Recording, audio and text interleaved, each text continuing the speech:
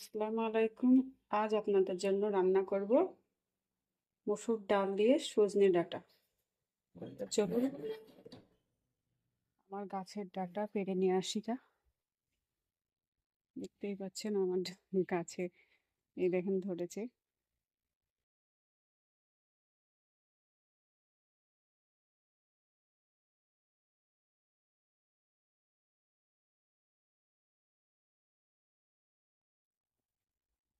এরপর ডাঁটাগুলোকে ছুলে নিয়েছি, তার সঙ্গে 2 টুকরা আলু দিয়েছি, মসুর ডালটাকে ধুয়ে নিয়েছি, একটু বাটা করে নিয়েছি আদা রসুন জিরা দিয়া, আর এই যে পেঁয়াজ কুচি করে নিয়েছি।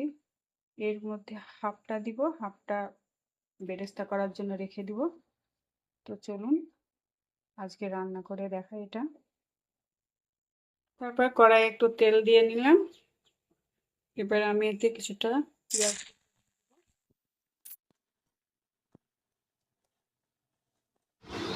পেঁয়াজ, পেঁয়াজটা হয়ে আসলে এবার ডাঁটা, আলু, মসুর ডাল এবং জিরে বাটাটা তুলে দিলাম।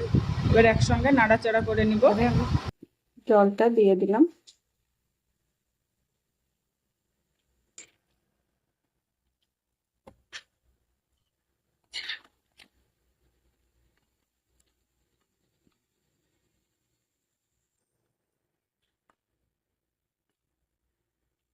এবারে আরেকটু আমি ঢাকা দিয়ে দেব।